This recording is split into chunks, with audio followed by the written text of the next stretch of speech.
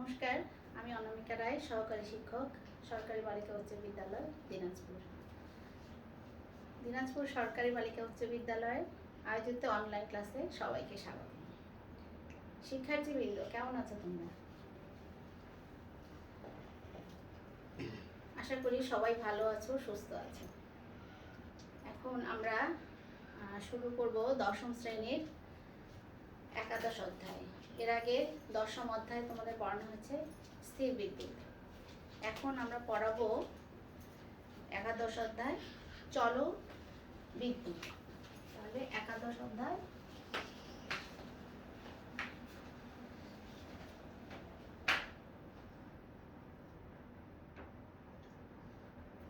চলো বিদ্যুৎ, current, electricity. তো তোমরা একাদশ অধ্যায় কি পড়েছো? একাদশ অধ্যায় কিন্তু তোমরা চার্জ সম্পর্কে জেনেছো, স্থির বিদ্যুৎ পড়েছো। আমরা এখন পড়ব চলো বিদ্যুৎ। এই যে বর্তমান যে যুগ, এই যুগে আমরা এই ফ্যান থেকে শুরু করে লাইট, ফ্যান, তারপরে ধরো টেলিভিশন, রান্নার rice cooker, electric oven, induction cooker থেকে শুরু করে এই কল কারখানা, বিভিন্ন জায়গায় আমরা কি করছি, এই চলো বিদ্যুতের কিন্তু ব্যবহার ব্যাপক। চলো বিদ্যুৎ মানে কি? স্থির বিদ্যুৎ আমরা কি জানছি, যে স্থির অবস্থায় থাকে, ওখানে চার্জ উৎপন্ন হচ্ছে, কিন্তু ওই চার্জটা কি হচ্ছে, স্থির থেকে যাচ্ছে। তো এখন চলো বিদ্যুৎ কথাটা দিয়ে কি বোঝা যাচ্ছে? দেখো, চলো বিদ্যুৎ মানে যে বিদ্যুৎ চলমান, সেটা হচ্ছে চলো বিদ্যুৎ। তো আমরা এই যে স্থির বিদ্যুৎ, এই চার্জটাকেই কিন্তু আমরা কাজে লাগিয়ে আমরা কি করছি, এটা চলো বিদ্যুৎ হচ্ছে। তো প্রথমেই আমি আসি, প্রথম যেটা হচ্ছে বিদ্যুৎ প্রবাহ, ইলেকট্রিক কারেন্ট। 11.1 এই পাশে আছে হচ্ছে বিদ্যুৎ প্রবাহ।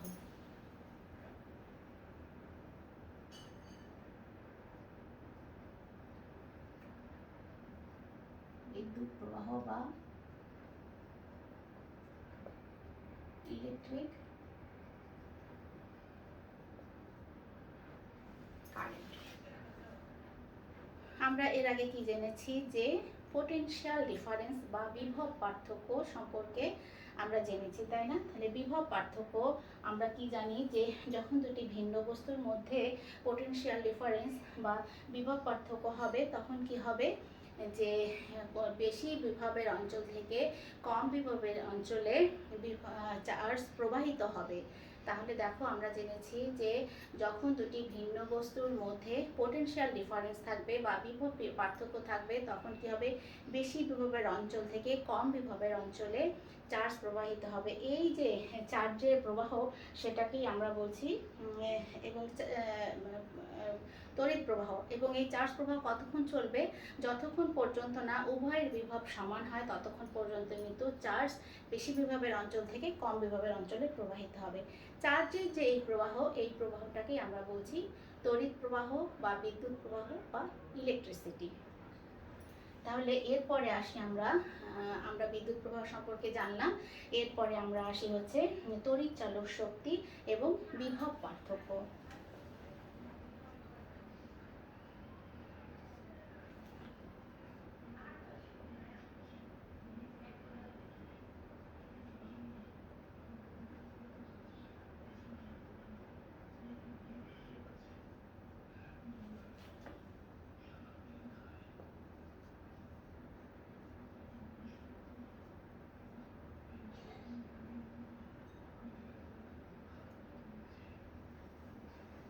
তড়িৎ চালক শক্তি এবং বিভব পার্থক্য।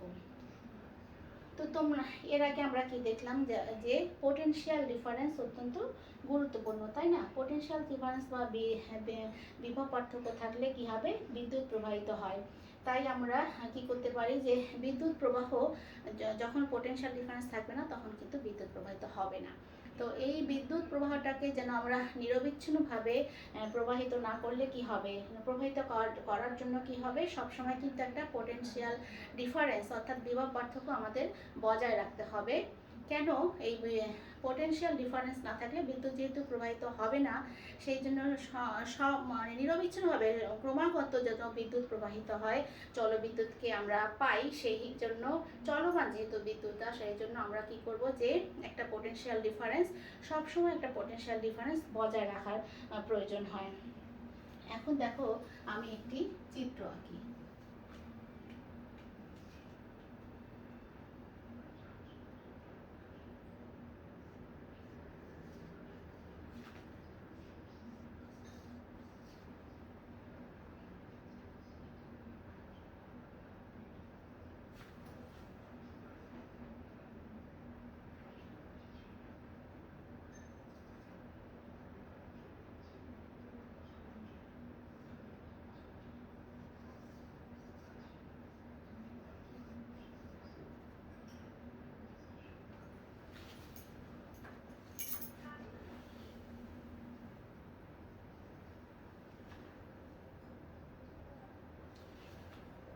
দেখো আমরা এখানে দুটি ধাতব গোলক নিলাম। হ্যাঁ, তো এখানে দেখা যাচ্ছে যে এ ও বি দুটি ধাতব গোলক, এবং এ গোলকের মধ্যে আমরা পজিটিভ চার্জ নিলাম এবং এর মধ্যে আমরা বিভব তৈরি করলাম। এখন এই দুটি গোলকের মধ্যে যদি আমরা একটি পরিবাহী তার দ্বারা সংযুক্ত করি, তাহলে কি হবে, চার্জ এ গোলক থেকে বি গোলকে আসবে এবং তড়িৎ প্রবাহিত হবে। এই চার্জ প্রবাহটা কতক্ষণ চলবে, যতক্ষণ পর্যন্ত না এই দেখো এখানে সব কিন্তু ধনাত্মক চার্জ, আমরা এ গোলকটাকে ধনাত্মক চার্জিত করে এখানে বিভব তৈরি করেছি। তো এই এখন পরিবাহী তার দ্বারা যখন সংযুক্ত করা হবে, তখন এ গোলক থেকে বি গোলকে ধাতব চার্জ প্রবাহিত হবে। এই ধাতব চার্জ দেখো যখন সম্পূর্ণ কতক্ষণ, এবং তখন কিন্তু যে চার্জের যে প্রবাহটা চলছে এটাকে আমরা বলছি যে বিদ্যুৎ প্রবাহ। তারপরে এই এক সময় দেখা যাবে যে এখানে যতগুলো চার্জ থাকবে এখানেও চার্জের পরিমাণ সমান হবে, অর্থাৎ এদের মধ্যে কোনো বিভব পার্থক্য থাকবে না। তখন কিন্তু আর কি হবে, তড়িৎ চার্জ প্রবাহিত হবে না, অর্থাৎ বিদ্যুৎ উৎপন্ন হবে না।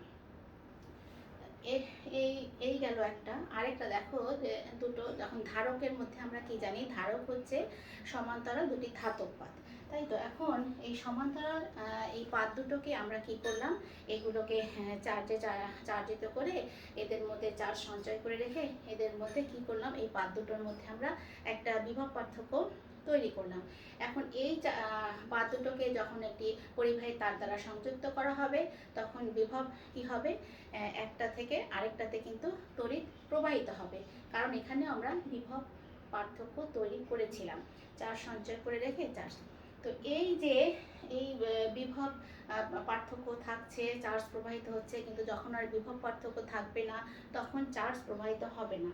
তাহলে কি করা যাবে, এই পদ্ধতিটাকে যেন সব সময় বিভব পার্থক্য থাকে এরকম এমন একটা পদ্ধতি অবলম্বন আমাদের করতে হবে, যাতে ক্রমাগতভাবে বিদ্যুৎ মানে বিভব পার্থক্য হতে থাকবে এবং চার্জ প্রবাহিত হয়, আমরা তড়িৎ পেয়ে থাকি। তাহলে পদ্ধতি আমাদের একটা অবলম্বন করতে হবে, কারণ ক্রমাগত যখন পোটেনশিয়াল ডিফারেন্স থাকবে না, তখন কিন্তু চার্জ প্রবাহিত হবে না, তড়িৎ উৎপন্ন হবে না। সেজন্য এমন একটা পদ্ধতি আমরা অবলম্বন করব যাতে ক্রমাগতভাবে পোটেনশিয়াল ডিফারেন্স হয়, চার্জ প্রবাহিত হয় এবং আমরা বিদ্যুৎ পাই। এই চার্জের যে প্রবাহ সেটাই কিন্তু তড়িৎ প্রবাহ। তাহলে এর জন্য আমরা কি করতে পারি, দেখো তোমরা জেনে থাকবে যে ব্যাটারি সেল বা জেনারেটর, এই ব্যাটারি সেল এবং যে জেনারেটর আছে, এটা কিন্তু আমরা এই কাজে এটাকে ব্যবহার করতে পারি। এই ব্যাটারি সেলটা কি কাজ করবে, এর মধ্যে বিভিন্ন রাসায়নিক দ্রব্য নিয়ে এই ব্যাটারি সেলের মধ্যে আমরা কি করব, রাসায়নিক বিক্রিয়া ঘটাবো। বিভিন্ন রাসায়নিক দ্রব্য নিয়ে যখন রাসায়নিক বিক্রিয়া ঘটবে, তখন তাদের মধ্যে এই রাসায়নিক বিক্রিয়ার ফলে একটা পোটেনশিয়াল ডিফারেন্স সব সময় থাকবে এবং চার্জ প্রবাহিত হবে। এভাবে কতক্ষণ প্রবাহিত হবে, দেখা যাচ্ছে যে আস্তে আস্তে রাসায়নিক যে দ্রব্যগুলো যেগুলো বিক্রিয়া করছে সেগুলো ক্ষয়প্রাপ্ত হবে, এক সময় শেষ হয়ে যাবে। তাহলে আমরা কি করতে পারি, যে এভাবে আমরা মানে ক্রমাগতভাবে বা নিরবিচ্ছিন্নভাবে যখন আমরা পেতে চাই, তখন আমরা ব্যাটারি সেলের মধ্যে রাসায়নিক বিক্রিয়া ঘটিয়ে এদের মধ্যে পোটেনশিয়াল ডিফারেন্স করলাম, এবং পোটেনশিয়াল ডিফারেন্স থেকে যে চার্জ প্রবাহিত হচ্ছে, এক সময় দেখা গেল যে রাসায়নিক দ্রব্যগুলো শেষ হয়ে গেল এবং পোটেনশিয়াল ডিফারেন্সও আর থাকছে না, ফলে চার্জ প্রবাহিত হচ্ছে না। তোমরা সবাই দেখে থাকবে যে আমাদের যে ব্যাটারির মধ্যে কিন্তু একটা বিভব পার্থক্য থাকে। সেটা কত তোমরা কি দেখেছো? হ্যাঁ, এটা হচ্ছে 1.5 ভোল্ট ব্যাটারির মধ্যে বা ব্যাটারি সেলের মধ্যে আমরা এরকম পেয়ে থাকি। আবার আরেকটা বলি তোমাদের, যে আমাদের বিভিন্ন জায়গায়, স্কুল হোক, বাসা বাড়ি হোক বা বিভিন্ন প্রতিষ্ঠানে যখন ইলেকট্রিসিটি সাপ্লাই দেওয়া হয়, তাই না, তখন আমরা কি দেখতে পাই? দেখো যে দুটো পয়েন্ট থাকে, তার মধ্যে একটা পয়েন্টে বিভব বেশি এবং একটা পয়েন্টের মধ্যে বিভব কম। তো কোন পয়েন্টে বিভব বেশি এবং কোন পয়েন্টে কম, এবং কেন কম বলো তো? কারণ বিভব কম বেশির কারণ হচ্ছে আমরা বিভব পার্থক্য একটা বজায় রাখার জন্য, যাতে কন্টিনিউয়াসভাবে কি হয়, চার্জ প্রবাহিত হয়, অর্থাৎ আমরা বিদ্যুৎ পেয়ে থাকি। এই পয়েন্টের মধ্যে যে এইটা করা হচ্ছে এবং এটা মেনটেন করে হচ্ছে জেনারেটর। তাহলে জেনারেটর কি করছে? সেটা হচ্ছে যেটি ক্রমাগত পটেনশিয়াল ডিফারেন্সকে তৈরি করছে এবং পটেনশিয়াল ডিফারেন্স পার্থক্য করে কি করতেছে, যে পটেনশিয়াল ডিফারেন্স হচ্ছে ক্রমাগতভাবে, এবং ক্রমাগত যে ইয়ে চার্জ উৎপন্ন হচ্ছে, চার্জ প্রবাহিত হচ্ছে, সেই চার্জটা আবার কি, চার্জটা যখন কম বিভবের অঞ্চল থেকে উচ্চ বিভবের অঞ্চলে যাচ্ছে, তখন কিন্তু একটা শক্তি দরকার হচ্ছে। তাহলে বিষয়টা তোমরা একটু খেয়াল করো, যে এই যে বিভব পার্থক্য বজায় রাখার জন্য এই প্লাগ মধ্যে যে সাপ্লাই, যে তার মধ্যে কি হবে, দুটো পয়েন্ট থাকে, একটা হচ্ছে উচ্চ বিভবের, একটাতে থাকে উচ্চ বিভব, একটা নিম্ন বিভব, এবং এটা মেনটেন করে হচ্ছে জেনারেটর। এই জেনারেটর কি কাজ করবে? সেটি ক্রমাগতভাবে পটেনশিয়াল ডিফারেন্স তৈরি করে, চার্জকে প্রবাহিত করে, এবং এই চার্জ যখন কম বিভবের অঞ্চল থেকে উচ্চ বিভবের অঞ্চলে যায়, তখন কি হবে, এর জন্য শক্তির দরকার হয়। এই যে শক্তি, এই শক্তিটাকেই আমরা বলবো তড়িৎ চালক শক্তি বা ইএমএফ, ইলেকট্রোমোটিভ ফোর্স। তাহলে এটাকেই আমরা বলছি হচ্ছে তড়িৎ চালক শক্তি বা ইলেকট্রোমোটিভ ফোর্স।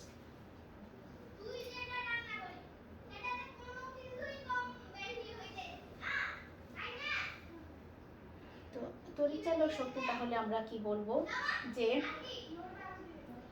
আমরা বলছি যে যদি কোনো ব্যাটারিতে কিউ পরিমাণ চার্জ, দেখো যদি কোনো ব্যাটারিতে আমরা কিউ পরিমাণ চার্জ দেই এবং কম পটেনশিয়াল অঞ্চল থেকে বেশি পটেনশিয়াল অঞ্চলের দিকে যেতে ডাব্লু পরিমাণ কাজ সম্পন্ন হয়, তাহলে আমরা কি বলবো? তাহলে ইলেকট্রোমোটিভ ফোর্স ইএমএফ হবে হচ্ছে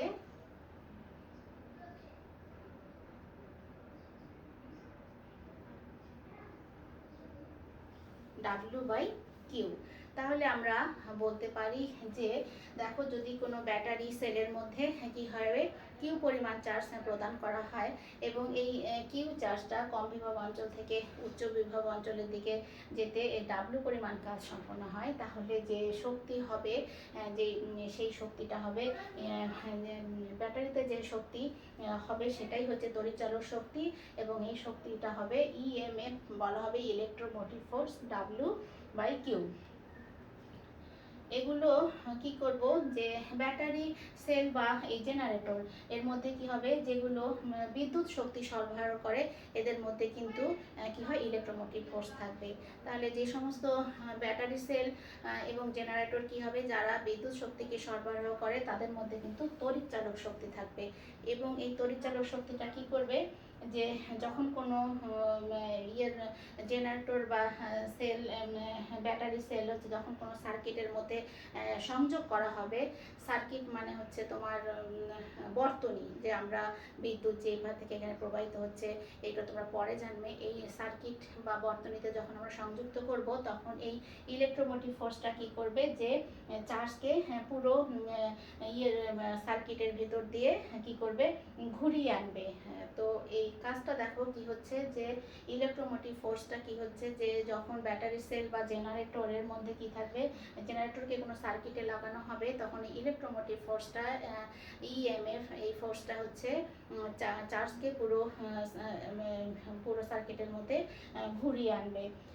আমরা কি বলতে পারি, তাহলে ইলেকট্রোমোটিভ ফোর্সের যদি আমরা ইএমএফ এর সংজ্ঞা দেই তাহলে আমরা বলতে পারি একটি ব্যাটারি একটি ব্যাটারি সেল যে পরিমাণ হচ্ছে পোটেনশিয়াল তৈরি করে তাকেই তার ইএমএফ বা ইলেকট্রোমোটিভ ফোর্স বলে। তাহলে আমরা ইএমএফ এর সংজ্ঞা বলতে পারি যে একটি ব্যাটারি যে পরিমাণ পোটেনশিয়াল তৈরি করে সেটাই হচ্ছে তার ইলেকট্রোমোটিভ ফোর্স বা ইএমএফ। এখন এর আগেও তোমাদের আমি পড়িয়েছি যে পোটেনশিয়াল বিভবটা কিন্তু গুরুত্বপূর্ণ নয়, কিন্তু আমরা যে পড়ছি আমাদের বিদ্যুতের জন্য বিভব পার্থক্যটা অত্যন্ত জরুরি, কারণ বিভব পার্থক্য যদি না থাকে তাহলে কিন্তু বিদ্যুৎ প্রবাহিত হবে না। তো এই পর্যন্ত আমরা কি কি জানলাম দেখো, যে তড়িৎ প্রবাহ জানলাম, তড়িৎ চালক শক্তি এবং বিভব পার্থক্য। তোমরা কিন্তু বিভব পার্থক্য এর আগেও জেনেছো, এখন যেটা জানলে এটা হচ্ছে তড়িৎ চালক শক্তি। এরপরে আমি আসি তোমাদের পরিবাহী, অপরিবাহী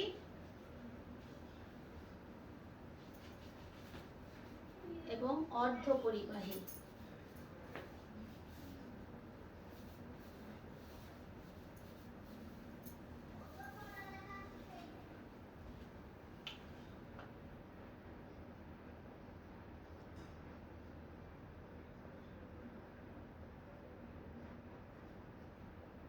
পরিবাহী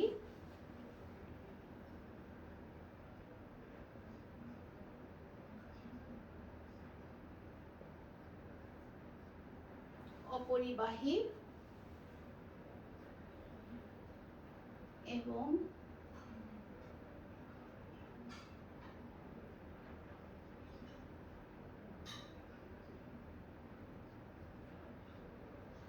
অর্ধ পরিবাহী।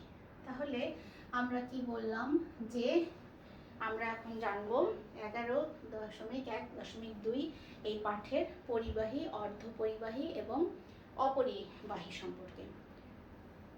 তো প্রথমেই আসি পরিবাহী। আমরা কি জানি যে পরমাণুর গঠনে আমরা দেখেছি যে কঠিন পদার্থ অত্যন্ত কি হয়, যে এদের মধ্যে কঠিন পদার্থের অণু পরমাণুগুলোর মধ্যে কিন্তু আন্তঃআণবিক শক্তি খুব বেশি। এরা পরস্পর একেবারে এত বেশি লেগে থাকে যে এদের আলাদা করা মুশকিল। এখন এদের মধ্যে যে তাপমাত্রা প্রয়োগ করা হয় দেখা যাবে যে কঠিন পদার্থের অণু পরমাণুগুলো কিন্তু কাঁপাকাঁপি শুরু করবে, তবে এরা কখনো বাইরে এক স্থান থেকে আরেক স্থানে চলে যাবে না।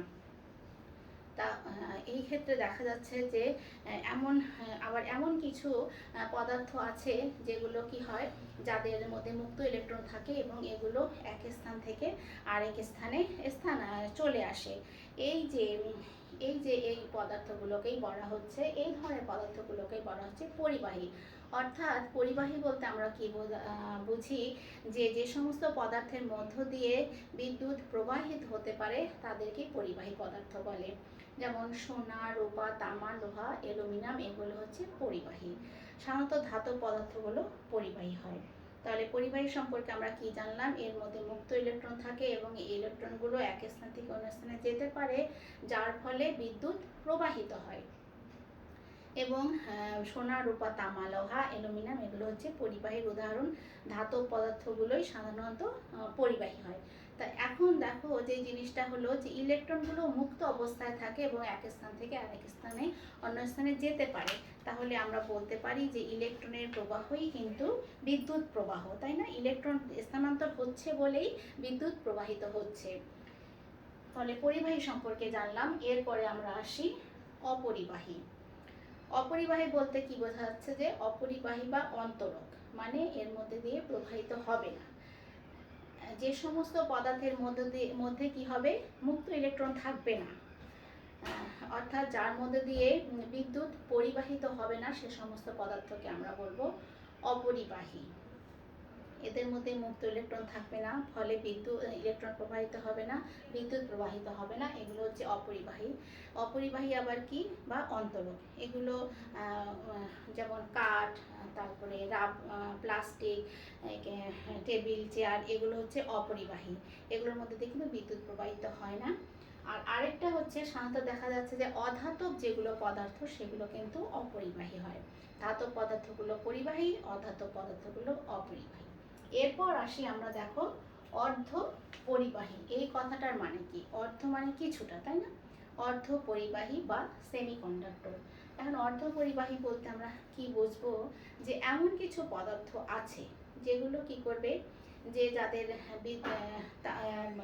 বিদ্যুৎ যে পরিবহন করে, বিদ্যুৎ পরিবহন ক্ষমতাটা কি হবে, সাধারণ তাপমাত্রায় পরিবাহী এবং অপরিবাহীর মাঝামাঝি থাকে। বুঝতে পারছো? এখানে কি বলছে, কি এমন কিছু পদার্থ আছে যেগুলোর বিদ্যুৎ পরিবহন ক্ষমতা সাধারণ তাপমাত্রায়, সাধারণ যে তাপমাত্রা সবসময় যেটা বিরাজ করে সেই তাপমাত্রায় পরিবাহী ও অপরিবাহীর মাঝামাঝি। কিন্তু এগুলোকে যখন তাপমাত্রা প্রদান করা হয় তখন এদের মধ্যে কি হয়, এদের মধ্যে কিন্তু বিদ্যুৎ পরিবহন ক্ষমতা বেড়ে যায়। এই সমস্ত পদার্থকেই বলা হয় অর্ধ পরিবাহী বা সেমিকন্ডাক্টর।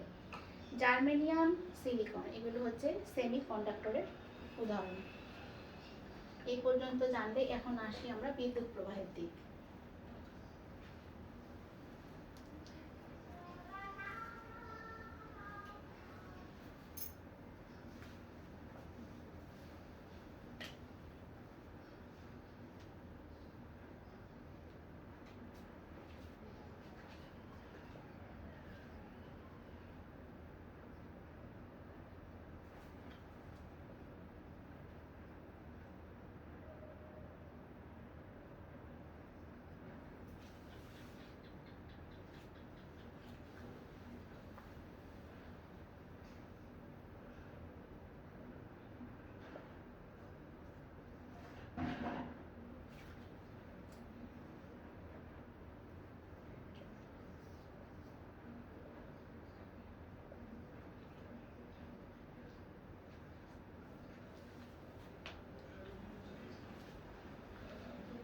বিদ্যুৎ প্রবাহের দিক আমরা জানলাম যে চার্জের প্রবাহ হচ্ছে কি হবে, চার্জের যতক্ষণ প্রবাহ চলবে অর্থাৎ ইলেকট্রনের প্রবাহটাই আমরা জানলাম যে তড়িৎ বিদ্যুতের প্রবাহ, তড়িৎ প্রবাহ। তো এখন আমরা দেখি যে বিদ্যুৎ প্রবাহের দিক, বিদ্যুৎ প্রবাহ কোন দিকে যায়। এখন দুটি ভিন্ন যদি বস্তুকে ভিন্ন বিভবের বস্তুকে যখন আমরা কি করব, পরিবাহী তার দ্বারা সংযুক্ত করব। দুটি বস্তু নিলাম যার বিভব ভিন্ন এবং এদেরকে যদি পরিবাহী তার দ্বারা সংযুক্ত করা যায় তাহলে কি দেখা যাবে, যে বেশি বিভব থেকে কম বিভবের অঞ্চলে চার্জ প্রবাহিত হচ্ছে এবং এই চার্জ প্রবাহ কতক্ষণ থাকবে, যতক্ষণ পর্যন্ত না উভয়ের বিভব সমান হয় ততক্ষণ পর্যন্ত কিন্তু বিভব, ততক্ষণ পর্যন্ত চার্জ প্রবাহিতই হতে থাকে। তো এখানে দেখো, এখানে আমি যেটা দেখাচ্ছি যে এখানে পজিটিভ চার্জ আমরা দুটি ধাতব পদার্থ নিলাম, এর মধ্যে পজিটিভ চার্জ হচ্ছে, এর মধ্যে পজিটিভ চার্জ দিলাম এবং এখানে বিভব তৈরি করা হলো। আর বিটা হচ্ছে চার্জহীন একটি। এখন একে যদি একটি পরিবাহী তার দ্বারা সংযুক্ত করা হয় তাহলে কি হবে, যে এ থেকে বিতে চার্জ প্রবাহিত হবে এবং এটা কি চার্জ, এটা কিন্তু ধনাত্মক চার্জ, ধনাত্মক চার্জটা প্রবাহিত হবে। আবার কি হবে, ধনাত্মক চার্জটা প্রবাহিত হওয়া মানে দেখো যে ইলেকট্রনের অভাব মানেই কিন্তু পজিটিভ চার্জের বাড়তি, তাই না? এখন ইলেকট্রনের যখন অভাব হবে অর্থাৎ ইলেকট্রনের সংখ্যা যখন আমরা কমিয়ে দিব এবং পজিটিভ চার্জের সংখ্যা যখন বেড়ে যাবে তখন সরবরাহ বাড়বে, তখন কি হবে, যে এই যে এখানে কি দেখা যাচ্ছে পজিটিভ চার্জ কিন্তু এ থেকে বিতে প্রবাহিত হচ্ছে, তাই না? কিন্তু প্রকৃতপক্ষে এটা বোঝা যাচ্ছে কি, যে ইলেকট্রনের প্রবাহটা কিন্তু বি থেকে এতে হচ্ছে। চার্জ এ থেকে বিতে যাচ্ছে ঠিকই, প্রকৃতপক্ষে ইলেকট্রনের যে প্রবাহটা হচ্ছে সেটা হচ্ছে বি থেকে এতে। আমরা যেটা বলছি যে ইলেকট্রনের কমতি, ইলেকট্রন যখন কমে যাচ্ছে আর তখন হচ্ছে পজিটিভ চার্জের সংখ্যা বেড়ে যাচ্ছে। এখন এই ধাতব পাতকে যখন আমরা পরিবাহী তার দ্বারা সংযুক্ত করব তখন কি হবে, এ থেকে বিতে ধনাত্মক চার্জ কিন্তু আমরা নিচে এটা প্রবাহিত হবে, চার্জ প্রবাহিত হতে থাকবে এবং এইটার প্রকৃত অর্থ হচ্ছে ইলেকট্রনের যে প্রবাহ সেটা হচ্ছে বি থেকে এর দিকে হবে। তারপরে আমরা এখন তাহলে কি বলতে পারি, যে তড়িৎ প্রবাহ, চার্জের প্রবাহ, চার্জ বা আধানের প্রবাহটাই হচ্ছে তড়িৎ প্রবাহ বা বিদ্যুৎ প্রবাহ। এখন তড়িৎ প্রবাহ আমরা সংজ্ঞা হিসেবে যদি বলি তাহলে বলতে পারি যে তড়িৎ প্রবাহটা কি। তড়িৎ প্রবাহ হচ্ছে সময়ের সাথে চার্জ প্রবাহের যে হার তাই হচ্ছে তড়িৎ প্রবাহ। তাহলে সময়ের সাথে চার্জ যে প্রবাহিত হচ্ছে তার যে হারটা সেটাই হচ্ছে তড়িৎ প্রবাহ। তাহলে তড়িৎ প্রবাহকে আমরা কি করতে পারি, তড়িৎ প্রবাহ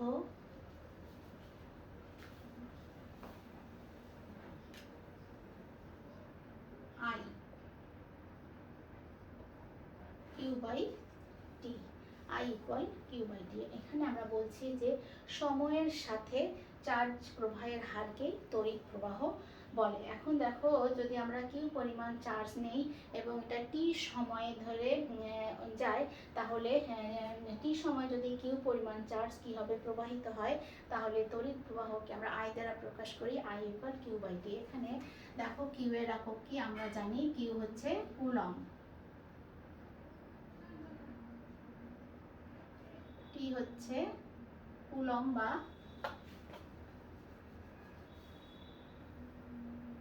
কুলম্ব, টি হচ্ছে সেকেন্ড, আর আই হচ্ছে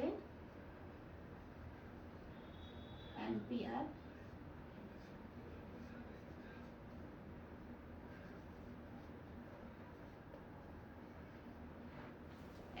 হ্যাঁ, তাহলে এখানে আমরা কি বলতে পারি, এই সমীকরণটা কিন্তু আমরা লিখতে পারি কিউ ইকুয়াল আই টি। তাহলে আমরা পড়লাম হচ্ছে তড়িৎ প্রবাহ। তড়িৎ প্রবাহটা কি, সময়ের সাথে চার্জের প্রবাহের হারকে, চার্জ প্রবাহের হারকে তড়িৎ প্রবাহ বলে। এখান থেকে আমরা জানলাম কিউ এর একক হচ্ছে কুলম্ব, এটা আমরা আগে থেকেই জানি, টি এর একক সেকেন্ড, এবং আই হচ্ছে বিদ্যুৎ প্রবাহ, আই দ্বারা প্রকাশ করা হয়, এর একক ampere. Q equal I T. এখন আমরা যদি এটা করি যে 1 অ্যাম্পিয়ার টি ইকুয়াল 1 সেকেন্ড হয়, তাহলে কিউ 1 কুলম্ব হবে। এটা কি হবে, একক, তাই না, একক যেটা চার্জ, সেটাকে আমরা বলতে পারি যে একক সময়ে 1 সেকেন্ড সময়ে যদি 1 অ্যাম্পিয়ার কারেন্ট প্রবাহিত হয় তাহলে 1 কুলম্ব চার্জ উৎপন্ন হবে। তো আমরা যেটা বলছি যে বিদ্যুৎ প্রবাহের এখন দিক, তাহলে আমরা কি দেখতে পাচ্ছি, এতগুলো যে কথা হলো, এতগুলো তোমরা পড়লে, এত যে ব্যাখ্যা করা হলো, তার থেকে আমরা এটা বলতে পারি যে বিদ্যুৎ প্রবাহের দিক হবে হচ্ছে ইলেকট্রন প্রবাহের বিপরীত দিকে, অর্থাৎ ইলেকট্রন যেদিকে প্রবাহিত হবে বিদ্যুৎ তার বিপরীতে প্রবাহিত হবে। তো এর পর্যন্ত আমি তোমাদের আজকে পড়ালাম যে পাঠ দেখো 11.1 থেকে 11.1.3। তো আমরা বলতে পারি যে আমরা কি কি পড়লাম, একটা হচ্ছে জলবিদ্যুৎ সম্পর্কে জানলাম। জলবিদ্যুৎ আমাদের জীবনের প্রত্যেকটা ক্ষেত্রে ওতপ্রোতভাবে জড়িত। বর্তমান যে সব কিছুই জলবিদ্যুৎ, তারপরে জলবিদ্যুৎ বিদ্যুতের প্রবাহ জানলাম। এরপরে আমরা জানলাম যে ইলেকট্রোমোটিভ ইএমএফ সম্পর্কে জানলাম, বিভব পার্থক্য জানলাম, কারেন্টের প্রবাহ জানলাম, বিদ্যুৎ প্রবাহের দিক সম্পর্কে জানলাম। তাহলে প্রিয় শিক্ষার্থীবৃন্দ, তোমরা সবাই খুব ভালো থেকো, সুস্থ থেকো, অবশ্যই পড়াশোনা করবে। বর্তমান পরিস্থিতিতে তোমরা ঘরে থাকবে, সবাই ভালোভাবে পড়াশোনা করবে। তোমাদের সবাইকে ধন্যবাদ।